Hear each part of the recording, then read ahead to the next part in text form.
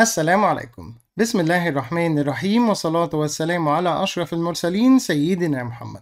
النهارده يا جماعة إن شاء الله هنبدأ من البداية خالص ونعرف يعني إيه برمجة. لو سمحت أي كلمة تظهر على الشاشة اكتبها على جنب، وبعد الفيديو ما يخلص ابدأ ابحث عن كل الكلمات دي عشان تزود معلوماتك وعشان تبقى جاهز للفيديوهات اللي جاية.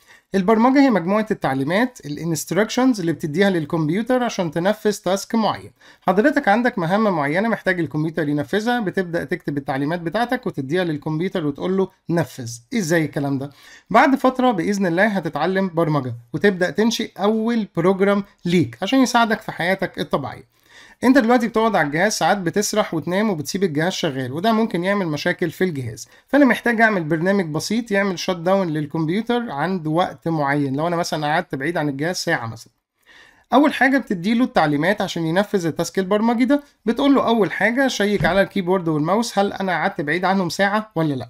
لو ده حصل تمام. تاني حاجه عندي في التعليمات انك تطلع عداد كده على الشاشه يعد من 10 او من 30 لحد صفر، علشان يمكن انا قاعد على الجهاز وسرحان الحق الجهاز ومخلوش يعمل شت داون. لو وصل لصفر نفذ تالت خطوه في التعليمات انك تعمل شت داون للكمبيوتر. يبقى كده تمام، مبروك عليك اول برنامج ليك. جميل. ازاي بتخاطب مع الكمبيوتر؟ بكلمه يعني؟ لا. دلوقتي انت وصاحبك بتتكلموا باللغة العربية مثلا، احنا قاعدين في مصر وبكلم صاحبي بنتكلم باللغة العربية اللي هي فيها مجموعة من الكلمات دي بتكون اللغة، بنستخدم الكلمات دي عشان نخاطب بعض. جميل. في عالم البرمجة عندك لغة برمجة programming language زي لغة التخاطب اللي انت بتكلم صاحبك بيها. عندنا شوية كلمات في اللغة العربية بنكلم بعض بيها، عندنا كلمات في لغة البرمجة بنستعملها عشان نخاطب الكمبيوتر. الكلمات دي بتسمى ايه؟ بتسمى السورس كود. طيب وانت بتسمى ايه؟ بروجرامر بيكتب السورس كود الخاص بلغة برمجة معينة عشان يخاطب الكمبيوتر.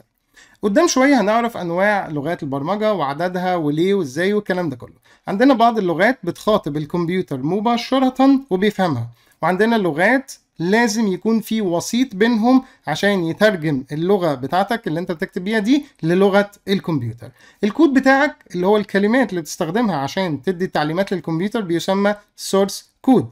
بتحتاج الوسيط اللي هو كومبايلر. الكومبايلر بيحول السورس كود بتاعك ده لماشين كود او ماشين لانجوج عشان الكمبيوتر مش بيفهم الكود بتاعك، ومحتاج الوسيط ده علشان يفهم اللي انت كتبته ويبدأ ينفذ التعليمات بتاعتك. طبعا يا شباب قصة الكومبايلر هنتكلم عنها بالتفصيل عشان دي عايزة قاعدة كبيرة جدا وما ينفعش في بداية الفيديوهات لأنها حاجة ادفانسد جدا. بالمناسبة هي ممتعة جدا وهندخل فيها في البروسيسور ونعرف لغة الكمبيوتر وبيتعامل ازاي مع الصفر والواحد والحاجات دي كلها، فحاجة من الحاجات العظيمة جدا. أوعدكم لما نوصل للفيديو ده هتتبسطوا جدا بإذن الله. طيب دلوقتي بقى لسه معرفناش برضو التعليمات اللي أنا هكتب كلماتها سورس كود بلغة برمجة معينة أوصلها ازاي للكمبيوتر عن طريق برنامج بيسمى تكست اديتور أو IDE. البرنامج ده بتبدأ تكتب فيه الكلمات الخاصة بلغة برمجة معينة والكمبيوتر يبدأ ينفذ التعليمات بتاعتك دي. بص كده على الشاشة هتلاقي على اليمين واحد بيقول لصاحبه ويلكم، وعلى الشمال أنا بخاطب الكمبيوتر بلغة من اللغات عشان أقول له اطبع لي كلمة ويلكم عشان تفهم بس الفكرة. يا رب يا جماعة الدرس يكون بسيط وسهل وعجبكم. أشوفكم إن شاء الله في فيديو جديد، والسلام عليكم.